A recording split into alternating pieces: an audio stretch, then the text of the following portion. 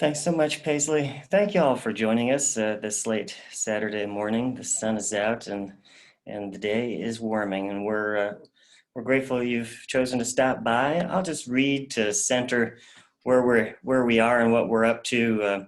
The blurb about this panel, although I'm sure you know why you're here, but I thought I would get that out in the air, and then each of us will. Well, the panelists will take 4 or 5 or 6 minutes to share a little bit about our backgrounds and performance vis-a-vis poetry. And then we'll move more into the conversation format. And again, as Paisley suggested, should you have questions, and I hope you will, please do drop those in the Q&A feature here on Zoom. So here are the questions that this panel purports to address. Are you interested in creating a poetry slam team or event at your school, wondering what poems to teach and how to coach students interested in performance poetry or competing in poetry out loud? This panel will discuss the relationship between poetry and performance and how to encourage students to bring poems on the page to life.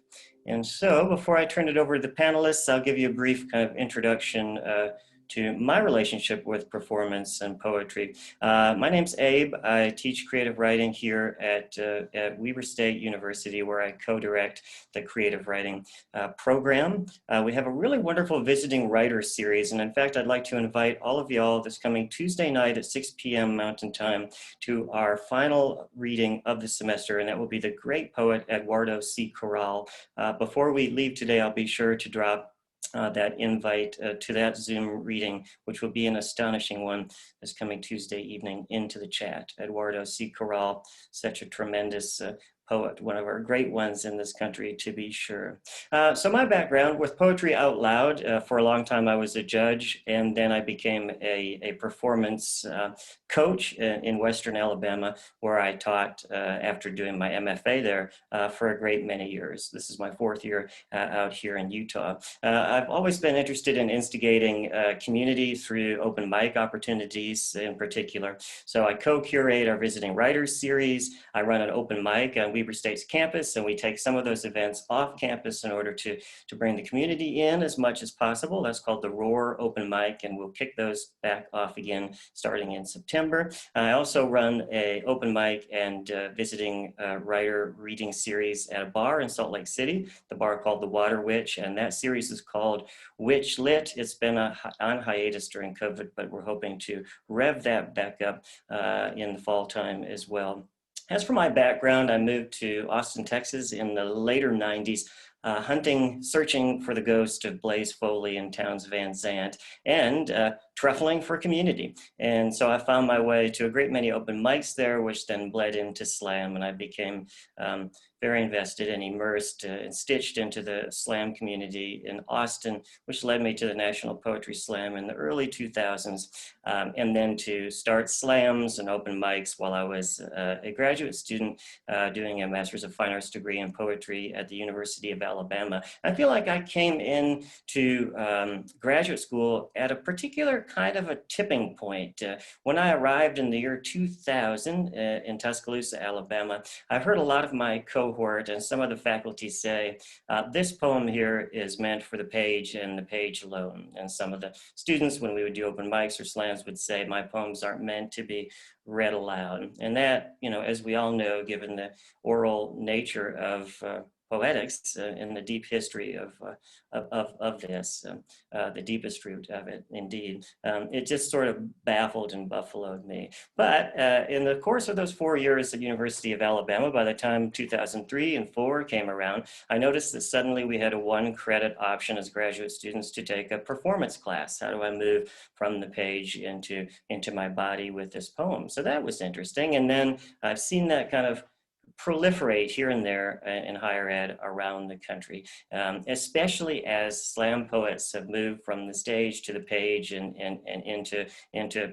professor ranks. We've seen that through so many cases now, Jeffrey McDaniels, Patricia Smith, Taim Bajess, and the list goes on. So that old page-stage conflict or kind of levee seems to have broken in great part, and yet you'll still hear some of those whispers and inklings of the news that maybe a poem is for the page or for the stage. Anyway, we'll be knocking down those walls today, I have a feeling. My favorite quote when we get to talking about performance comes from the great Federico Garcia Lorca, who once said, "My poem is published when it springs from my lungs." So when you begin to think of a performance as a publishing, the radical act of publishing the work through lung power, then that's, well, a wonderful place to begin. And one of those quotes that's been sitting there in bright neon on my syllabi for a very long time. So that's a little bit about me. We hope to see you at 6 p.m. this coming Tuesday. I'll drop that link to the Zoom event in the chat. And looking forward to having a good conversation about the page and stage, giving some lung power to poetry land. I'll turn it over now to Alex. Welcome, Alex.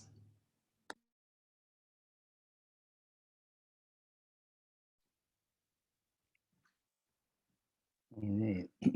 I'm Alex Caldiero, affectionately known as the Sonosopher, and I'll speak a little bit about that. Um, I teach at the UVU, Utah Valley University. I teach humanities, and we have a yearly symposium, which we just did. We did it virtual. Um, uh, and it featured the current show, a retrospect of my work, a 50-year retrospect, which is presently on view in the Utah Museum of Contemporary Art. And I also run a Happenings in Humanities twice every semester. We invite writers, filmmakers, um, we even had a bearded woman come over and present. And believe it or not, this bearded woman, um, Jennifer Miller, is a performance poet of the first rank. And so we run that, and the humanities program is centered on the idea, of a multidisciplinary approach to history, to art, and even bringing science into this. And so talking about these different categories that we set up, stage, page, all of that, in really getting rid of those boundaries and establishing a new area for performance. At the heart of it is the idea of doing. My own background is cemented in the traditional Mediterranean approach, the storytellers and the bards that would go from town to town, and set up their little truck in the middle of the square and begin to do poetry, sing. I myself ultimately consider myself a song and dance man, sort of hearkening back to vaudeville. And I'll be doing a performance, by the way, at UMOCA on the 30th of this month in honor of Poetry Month nationally, and bringing these various aspects together. For me, there's never been, a stage page duality or the idea of academic, non-academic, street poets, this poets, but rather how you can move people and get across these spaces that surround us.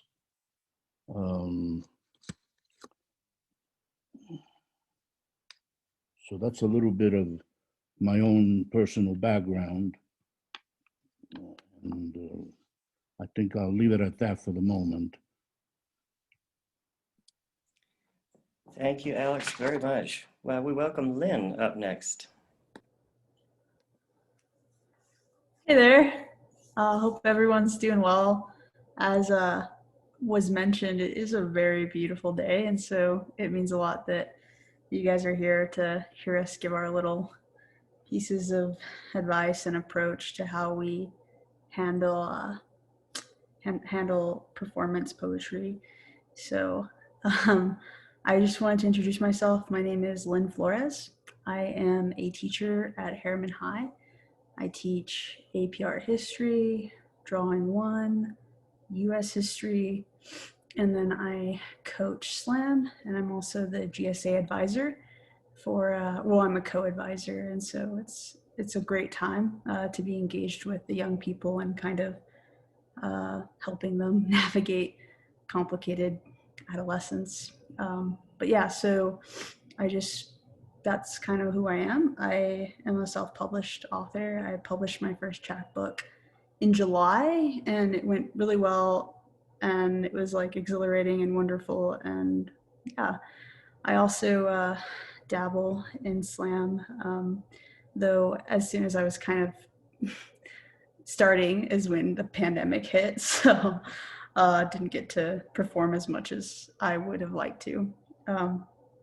Additionally, I'm a graduate student. I am studying poetry. I'm getting my MFA at the University of New Orleans, so it's been really awesome. RJ says there's more opportunities coming. I hope so. RJ's fantastic. We've met a few times at slams and such. Anyway, so yeah, it's a really good time, and that's a little bit about myself. I have a really strong passion for slam. Me and Sally Wild over at Harriman High have really, and other people too, we've really built a really strong program that we're proud of, and we've got to work with state champs, so we're really happy to be helping out with this panel. And so yeah, that's a little bit about me.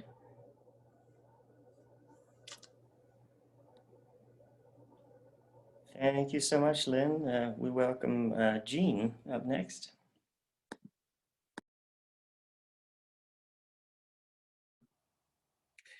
Hi, I'm Jean Tokuda Irwin. In this auspicious panel, I'm the one flunky that isn't the writer. I'm the arts education manager for the Utah Division of Arts and Museums, one of the sponsors of this festival. But since 2006, with the exception of a couple of years when Guy Labita took over Poetry Out Loud, I'm the Utah contact for the National Poetry Out Loud competition, which is the partnership between the National Endowment for the Arts and the Poetry Foundation.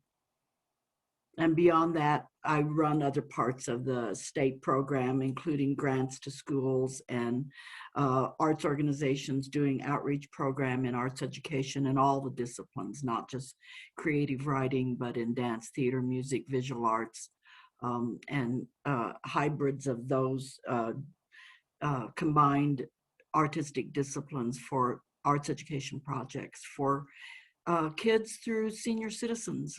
And that's me.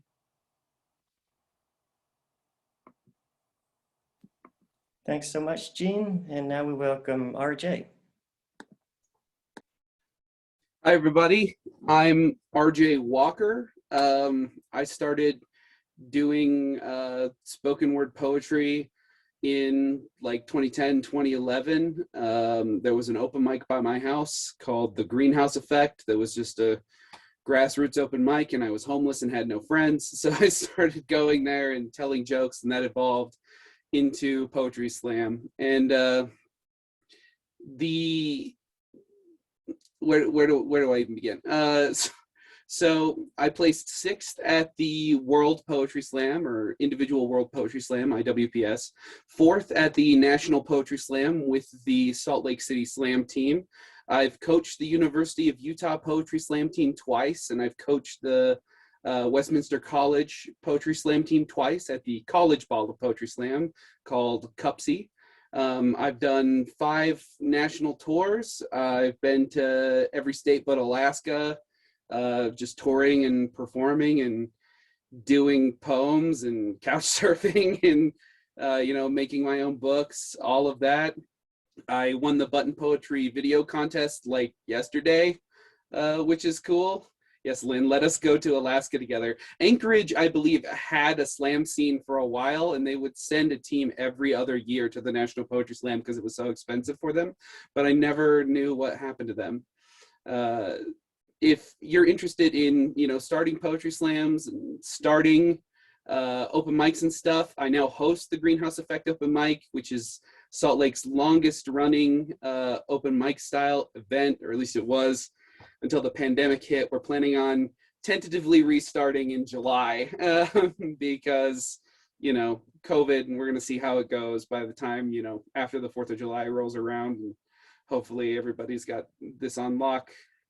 And I was the slam master of Salt City Slam for about 2 years.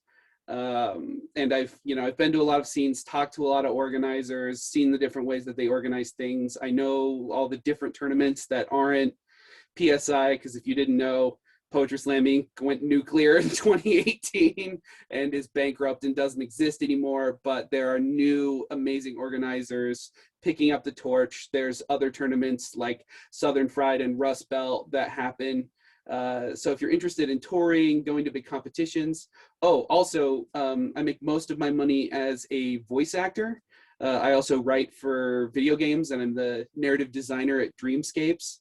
If you're interested in getting your poem on YouTube, getting on Button Poetry, right about now, the places, people are consuming poetry like Instagram these days.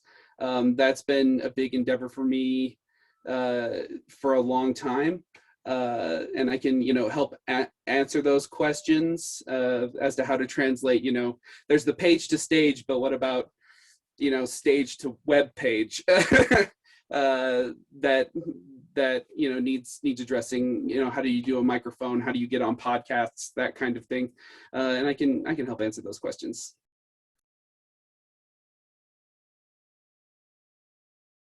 Incredible. Thank you so much, RJ. We will now move over to the point in our conversation where it will be just that, a conversation. So I'll invite all the panelists to turn on the mics and turn on the cameras, and we can now have a chat. Welcome everybody. I wonder if we could start here. What are your kind of, you don't want to say default as though they've become stale croutons or something, but do you have first gestures, first thoughts that you kind of pivot towards generally when folks are, asking you for, kind of golden rules, kind of wisdom, truths, about performance, well, I want to perform this thing. What are just some of the essential elements that I should be thinking about, just for those who are just dipping their toe into the ocean with this? For me, one of the first things is going to be, microphone etiquette, tech etiquette, and audience etiquette. So listening, if you're in a competition setting, if you're in a high stakes poetry slam with thousands of dollars on the line, and you're not listening, you're gonna lose.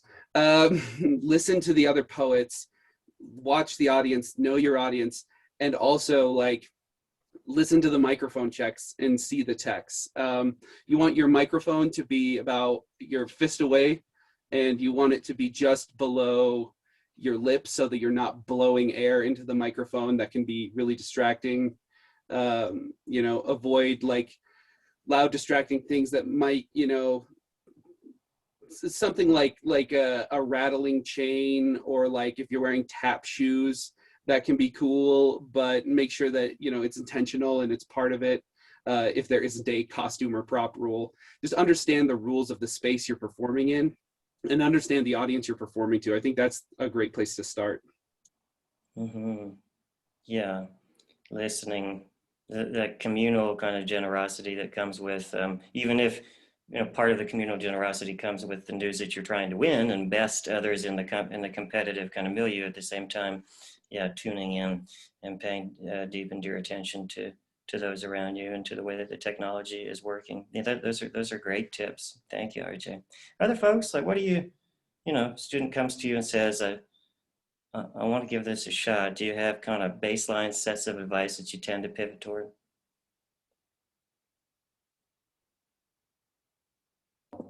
I'll go ahead and jump in.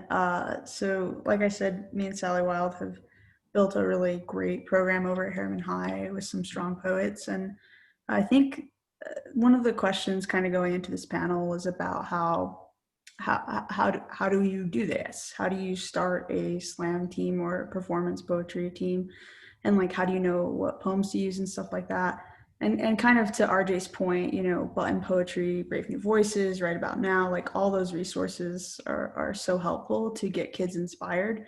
But when we're thinking about what poems to use, especially as a teacher, I have like 3 components I kind of think about. Number 1 is it school appropriate? Can I lose my license over it? Like, are there going to be too many phone calls about it? And so I try to think about that first. The second thing I think about is it diverse? Is it a diverse point of view? My kids over in Harriman need diversity. They need to hear other voices and see other kinds of people and other perspectives. And so I try to include as much diversity as possible when I'm introducing slams to them. Third thing is it powerful? Is it going to touch them? Is it going to be relatable to them? And that's kind of where I come in to answer your question, Abe. Once we get to that point where they're inspired and they come and they say, hey, I have this thing I want to do, I kind of like want to do this, but I don't know what to do with it. That's kind of where me and Sally especially kind of have to build this trust between the kid and us. And that takes a lot of time. Building a slam program takes so much time, but it's so worth it. And so I think having a really strong foundation of trust between you and your kids is pretty important. And we build that by asking good questions and listening. Like the same rules that RJ was talking about for a performance are key in just when we're getting to know them and hearing that rough draft, basically. So those are some of my initial thoughts, but I think for sure we need to spend the time to not only like know the kid and know what their point is about the poem or why they want to do it, but like as soon as we have that relationship, it's going to be easier for them to want our help with the poem, I guess is what I'm getting at. Yeah, absolutely, Lynn. Thank you so much. You know, That poetry is a place of permission, and that we have to build the rope bridges and sturdy bridges of trust before sometimes kids and adults alike feel that they can stand on firm ground and unfurl their voice. Yeah, Alex. yeah, ironically, I think I was part of the very first slam in Salt Lake City. I can't even remember when it was. I've seen, I mean, I was hoping to address, and I will address something a little wider in terms of performance than slamming, which I consider an aspect of performance. And I want to talk about some things that I've noted about it that I don't find particularly attractive, as a means of doing performance, but I had a lot of fun. Anytime I've engaged in slams, it's always been a lot of fun, which it should be. I think it was at some Moon place. What was it? This bar, restaurant? Was it Cup of Joe's? No, before something Moon. Oh man, that was probably in the 90s. Melissa Bond was there, and Paul Swenson, God rest his soul, was there. And we had a gala night, and one of these slammers got pissed off at the judges, of which I was one of them, and she mooned everybody and literally took down her pants, and the whole place was in chaos. It was a great night, and but that was slamming, and I like the tension, and I like the unpredictability, that it started out with, you know, and I feel that it has become too tame over the years, much too tame. It's not wild enough. It's not wild enough. And I'm going to tell you why it's not wild enough. Because these guys are acting. We're not actors. A slammer, a poet, you know, a performance artist is not an actor. He doesn't have a script in his head, you know, and then begins to kind of go through the motions and, you know, a certain amount of you know, we have a, you know, the Italian word for improvisation, improvvisare, is to surprise. See, you got to surprise yourself and then surprise others. So it's not having these, you know, you can have scripts in your head, but these scripts are always at the moment capable of becoming anything. And they have to be fluid.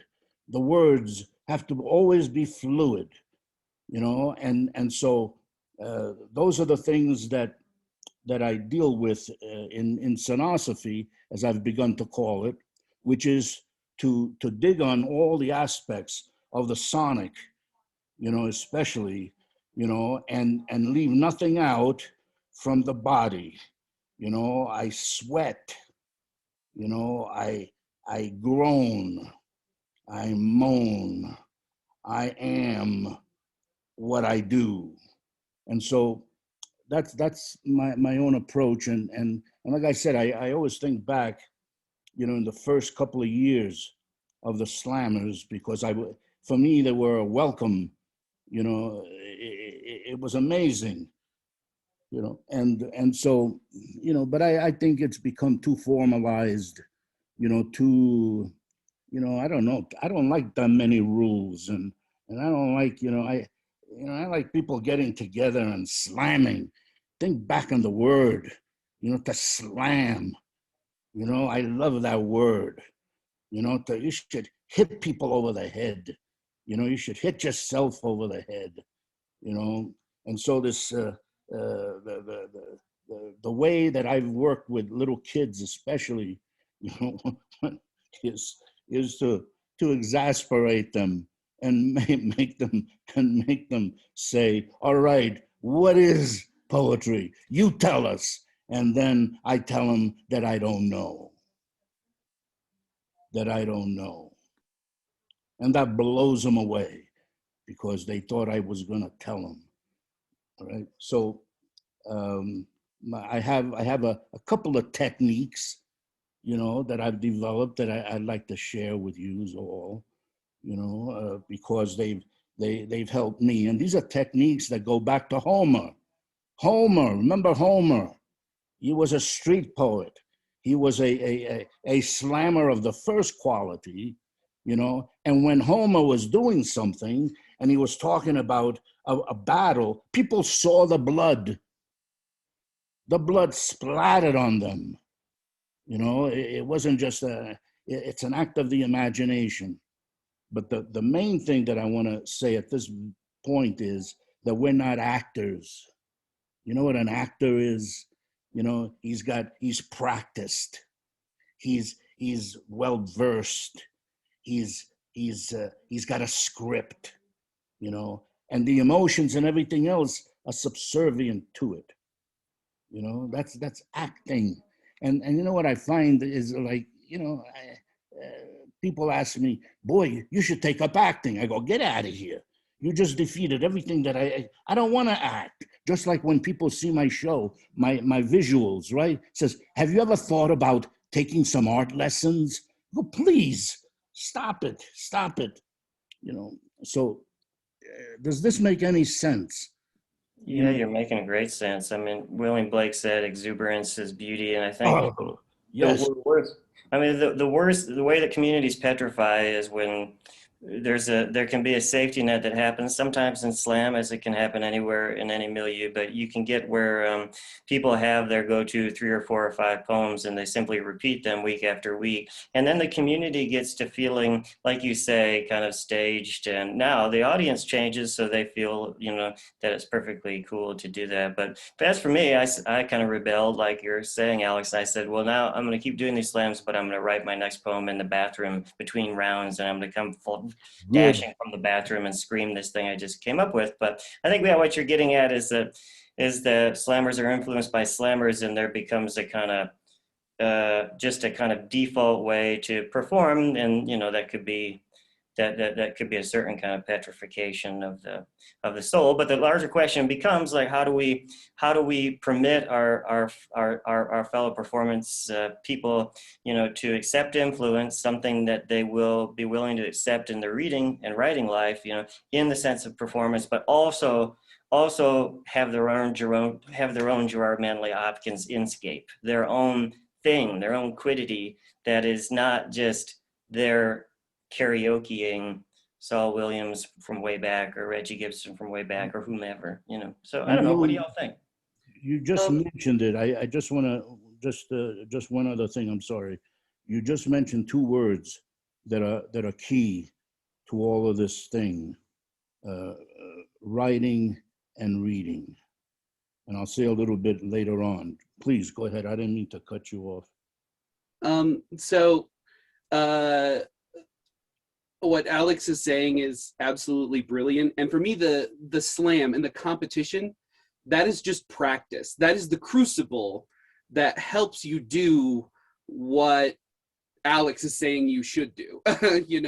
That is the dress rehearsal for that. It's where you can test things in front of an audience and get a random numerical number to see how well it's landing, to see how audiences are reacting. And then you go back and you refine and you change. And if you're not doing that, if you're just doing the same poem that has won you slams in the past, then you're not ever going to grow. And when the time comes to do that feature performance, that 30 to 1 hour set, you're going to have 3 good poems, and then you'll be out. You don't have anything raw. It's overproduced, over refined, and you're gonna lose a lot of the audience after that on the work that you have not put as much work into. Yeah, sure, do your big, heavy hitters for the slam that'll win you $5,000. Like, go ahead, get your money. But at the end of the day, the real work occurs in the space Alex is talking about. And I tell this to the students that I coach, especially the college students. Slam is just practice. This tournament is just practice. This is an experience where you can go and you can listen to a whole bunch of other poems. If you're not listening to the other poems, you lose the slam because you're stifling your growth. If you're not, editing your poems as you go, you're going to lose the slam because you're stifling your growth. If you're not writing new stuff and putting it in front of new audiences, you're losing the slam because you're stifling your own growth. There's more than one way to win a poetry slam. It's something I always get the team together and I say, okay, how do we want to win? How do we want to win? Do you want to, impress audiences? Do you want to impress, certain poets? Do you want to sell books? Do you want to win the prize money? Do you just want first place? Do you want a title? Like, how do you want to win this poetry slam? And the best way to win is to grow as an artist and change what you're doing. I just want to piggyback off that. That's brilliant. I think that, we, especially as teachers, coaches, we see our kids go from like here to so we see them grow so much that it really does feel like they won, like even when they don't technically win or whatever, they did. And I think, like, for me, definitely we practice so much recitation with my kids when we're coaching them, that by day 3, I'm like, I don't feel anything. Like, you're not showing me any emotion. Like, it's just so rehearsed, like what Alex was saying, and like so actor-like, that it loses so much of its power And that's the opposite of what we want to do. So I think like towing that line between knowing your words and knowing your work, but then also like it's like refeeling everything. So I had this one kid, and they performed, and they ended up winning something. Anyway, so basically they had done that poem so many times, but as we went through it, they started losing a lot of it. Like it just lost all its juice, I guess you could say.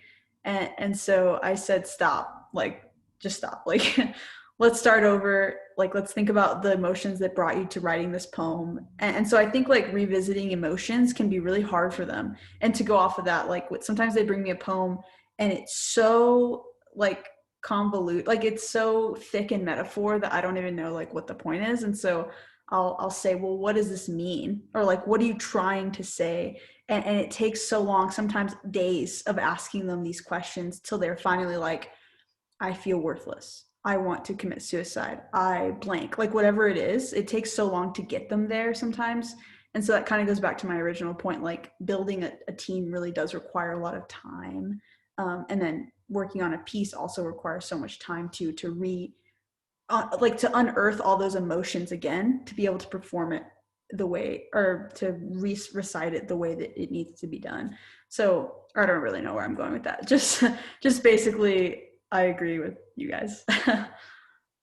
Thank you so much, everyone. We got a question here for Jean, and we invite all the attendees out there in the webinar to drop a question into the Q&A function, so we can keep this rolling. This one's for you, Jean. It says, are there good rules or tips for teachers to train students for poetry out loud, especially students who don't have a background in poetry, especially if they aren't, performative, themselves? Absolutely. In fact, I'll drop into the chat site, and if my technology is working right and I can share the screen, the Poetry Out Loud National website has endless demonstrations of past winners, tips on recitation, all kinds of tools. And we also have coaches in the state, poets that our program and part of the Poetry Out Loud funding from NEA. This is one of our winners. But yes, there are plenty of opportunities on the web to see all of that. Plus all the states, if we receive funding from NEA, each state and 4 territories do Poetry Out Loud. And all of the state coordinators are more than willing to share all the resources for Poetry Out Loud. And kids it's kind of like mapping Literary Utah. I go down the rabbit hole when I go to the National Poetry Out Loud website because of all the ways that I can watch kids, former winners, as well as peruse almost 1,000 poems for kids to select from. I'm real curious in this conversation with Slam. We added an element this year of original poems from kids and their right to perform that. Winners that go to the national level also have the opportunity to submit an original work and perform it at the national level as well. And I don't know how many classroom teachers realize that there is an element for kid creating and kid performing. And I really welcome more conversations with the slam poetry community and how we can work together to get more kids involved on both sides. Did I answer the question? You sure did. Thank you so much, Jean. Yeah, So could I comment on what Jean said? absolutely. So Utah is in a bit of an interesting place right now with youth poetry slam.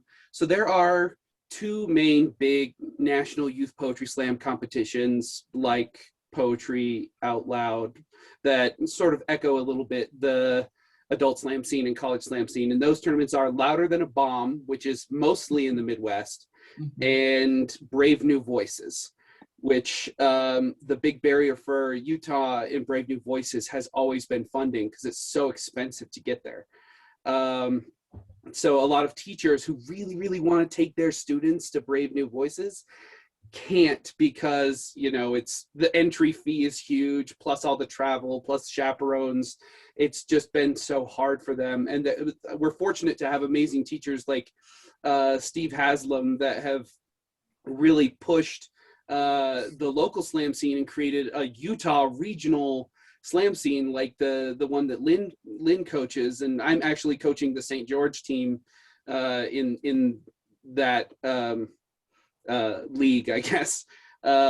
So knowing that there is now like an original writing portion of Poetry Out Loud that receives funding from the NEA is going to be a huge thing to share with these teachers. And I'm definitely going to start talking to some of the teachers I talk to about it, because that is incredible. You do realize that our agency, the State Division of Arts and Museums, that's one of the sponsors for this festival. As a matter of fact, we have arts education grants, and we're changing the model for how. I am so sick of the fill in the blank and make promises you can't keep kind of grant model, that we're moving away from that to more of a collaborative, let's get together and brainstorm and figure out ways to partner, and how can our agency help support that. We also have particular support for teachers and professional development. So if a teacher is wanting to go to some of this national kinds of stuff, she needs to talk to us about, he or she needs to talk to us about how we can support his or her professional development, because that's one of the key elements of what the arts education program here does, and that is support teachers in their pursuits. So, and especially in their work as they work with kids. Lifelong learning, and our support of that is here. And I'd welcome any calls. And maybe after this, we can gather a group together and just start brainstorming, because we're in this mix of hybrid, real life, virtual kind of stuff. We're looking at breaking the rules and doing all kinds of stuff that maybe we haven't even thought about yet. So I would challenge you to come up with whatever ideas. And I don't think of any ideas outrageous. And I get so tired of the same old, same old. So I'm always welcoming new ideas and new ways of engaging kids and grown-ups. That's great. Thank you so much, Jean. And now Lynn has answered both in the Q&A and in the chat, but I'd like to open this up to the whole group as well. And thank you, Lynn, for sharing your thoughts in those places. Do you have, this is from Jesus Huerta, do you have lessons and or reading assignments you would recommend for teachers who aren't spoken word poets, but who want to expose students to this side of poetry land? I've got a couple of resources. If you ask, like, if you have like spoken word poets that you like, that you've seen on Button, they usually have websites and you can track them down and send them a message. And a lot of them are totally willing to do quick workshops in your class. I know it's been a thing where the Salt Lake City Slam team has always made a point to go to high school classes and guest teach workshops and things like that. And a lot of them like know that if you're struggling with funding, kind of like an unspoken philosophy with a lot of these poets is to not accept personal teacher money or student money, to only accept district money and parent money, or grant money, of course. So a lot of them are really flexible. If you can't like afford it, just be like, hey, you know, I can't really afford this. Obviously, poets that have agents are going to have agents that fight to have you pay them like their $2,000 fees and stuff. And those poets are great for like big assemblies and stuff. But if you're just looking for something small, asking a local poet, you know, to just send an email for, you know, $50 or something is a good way. Go to the Poetry Slam and talk to some of the poets and be like, hey, could you perform something, you know, family friendly for my students to help get them engaged? And a lot of these poets actually offer like one-shot workshops that you can buy. I know I do on my website. I have one called 30/30 for 30, and it's $1 a workshop to keep it affordable if you wanted to buy just one individual workshop and use it once in a class.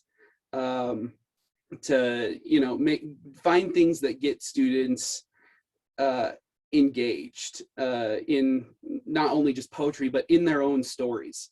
So that they can tell their own stories and find that raw place that Alex was talking about, and you know, have their little barbaric yop in their class. Yeah, thank you, RJ. So true. You know, there's so much stuff on YouTube, Jesus, for just for one basic place to kind of zoom around. But I always say, as I said earlier, um, you know, we're willing to accept influence in most walks of our life, but then we sit down and write something and we think I will just not perform it the way I would perform it. But one thing I love to do with students is to say, well, who's a family member, or who's a musician, who's a rapper, who's a whomever who you really are just crazed about, you know?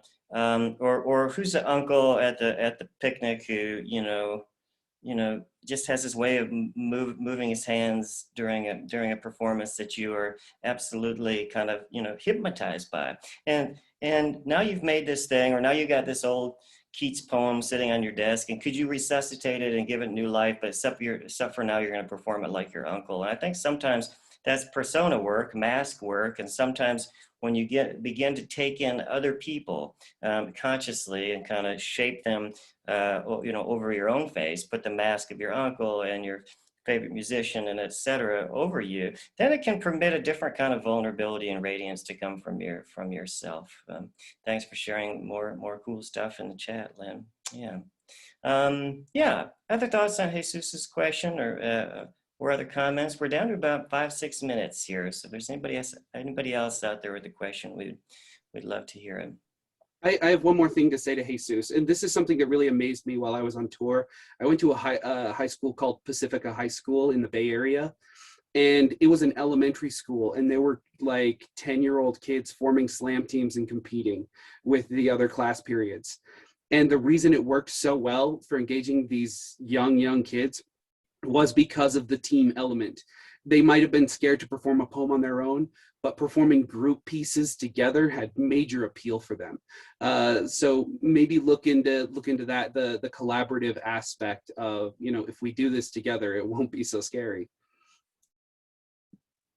Yeah, this is such important child time work, because then when they come to college or later in high school, they're not crawling under the desk like it's an earthquake when you say the big P word, poetry, because so often folks are so daunted and they've been taught that there's something that they don't quite get. And, so to have this hands-on kind of embodied practice way back when they're starting out really creates a much more lively, engaged, and confident kind of community up in the higher angles of higher ed. So other folks on our panel, things that you came here today to say and maybe haven't quite yet had a chance to share with us about your own thoughts on performance and poetry. Just super quick, I was just gonna say, if any of the attendees are here thinking about starting a team or trying to figure out how to incorporate slam or performance poetry into your classrooms or schools, I just wanted to say some of the things we did that kind of helped. And so one of the things we did was like major marketing, just like marketed like crazy at the school. We did it over the announcements. We did it in posters. We had every English teacher put up signs and posters and stuff like that. The English teachers created a cultural event. And so once a quarter, the students have to go to some kind of cultural event. And that can be like a musical, it can be an orchestra concert, choir concert, poetry slam. And oftentimes people will pick the poetry slam because it's such a lively, exciting place to be, kind of like what we talked about at the beginning. And then like, I don't even teach English. I'm just like a wannabe English teacher. I teach US history mostly anyway. And so I offer to drop like lowest quiz grades if they go to a slam. So once per quarter, if they go to a slam, I'll drop their lowest quiz grade. They always fall for it because they don't want to take a quiz again. And so just kind of like thinking about marketing it to make it a big program is kind of awesome. Or not even a big program, but a successful one, I suppose. And then in addition to that, networking within the school, like we have lots of people we can really count on that are not in the English department. I have some art teachers who are huge fans and they've seen the kids perform and like how passionate they are. And so they promote it too.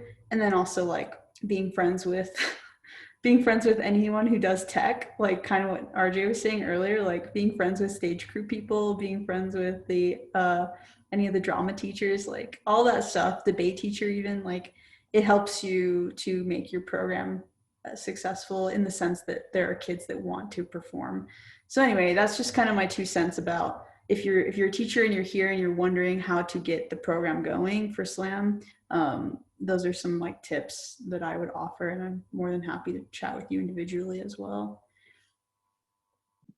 Yeah, so many great tips there. That literary citizenship component has been such a wonderful thing that we do at Weber State with our creative writing students, and sometimes they feel that they're dragging themselves to such and such an event, and I don't think that they're, I think that they're not just like pretending to have enjoyed it. A lot of folks, once they get to something like this, be it a slam or a reading, it's yeah, change a life, save a life. Yeah. Other folks, things that you had come to this Zoom today to make sure to share as we wrap it up here. Final words of wisdom. I don't know if people saw, but the Absolute unit themselves, Willie Palomo, posted their email address in the chat. If you need funds to get poets to your school, Willie Palomo at Utah Humanities is they're a beast.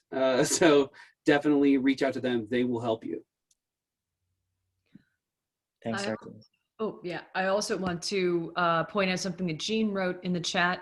So any school engaged in poetry, poetry out loud can ask for the current Poet Laureates to come to their classrooms for readings and workshops. So Utah Arts and Museums pays all those fees. So, and that's true. I mean, all the Poet Laureates, including myself, have gone in to do that. And so that's also some sort of, for you, a good resource, some free money to get some more poetry. And then for the your students to see live poets. I was going to ask another question. I know, Jean, you had mentioned earlier that you're interested in new ideas, more ideas of creative solutions around teacher support around these kinds of issues. If they do have them besides Willie, is there anyone else you would recommend reaching out to? Well, currently, right now, the Salt Lake Arts Council has grants for work to bring artists in to the classroom. It is within the Salt Lake perimeter, but I know for sure of that. Some school foundations also support that. And there's a $500 kind of a dinky grant one-on-one match through Utah PTA for schools that have active PTAs that are in whatever they call good standing. That's a great source for quick money once a year to bring in artists or performers to the classroom. So yeah, these are great. What I'm going to ask for all of you guys, that you all mentioned some really fantastic resources in the community. One's just to reach out to people to perform, but also to get money. So I'm going to ask all of the panelists if they can send me some of those links or just those names so I can assemble a doc. All of the people who've registered for the Utah Poetry Festival will get an email for Google Docs with all of the things that we've been sharing in these K through 12 panels and these performance poetry panels, but we'll also make them available on the Utah Poetry Festival website so that people can also access them, but this would be really helpful. Sorry, go on. I'm sorry, there are some ones that I would suggest, but I don't feel comfortable saying it in this setting at the moment without talking to them. Okay. But Willie and I have been known for doing all kinds of partnership kinds of things. And he knows that we can gather people together and kind of create things that haven't happened before and find the money to do that. So I'm just kind of throwing down the challenge for that. Yeah, I think it's a great idea. And also RJ put in something in the chat saying, if you want to get in touch with the organizers and slam masters in the local slam scene, wasatchwordsmiths@gmail.com. So hopefully everyone got that as well. And I'll make sure to get these emails and things like that as well.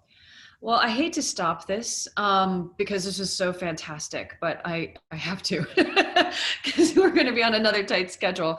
Abraham, wonderful job moderating. RJ, Lynn, Alex, Jean, thank you all so much for coming out and sharing your expertise here. And, you know, I know this is something that a lot of people are interested in because this is really most, you know, kids, this is their entry into the whole world of poetry, right? This is the whole way they start to make sense of language and self, and it's just so exciting. And I love the things that you were all saying about you know, making it surprising and lively, and reminding people that this is what we're doing. It's just not boring stuff. And I love the way that you were able to talk, you know, from Homer to Gerard Manley Hopkins to, like, you know, Saul Williams, right? Like it's part of this entire world that we're all part of. So really, really appreciate this. Thank you very much. Thank you all for coming. Again, this will be posted on the Utah Humanities YouTube channel. I think we did have some problem, unfortunately, with the closed captioner. I really apologize for that. Not sure what went wrong there.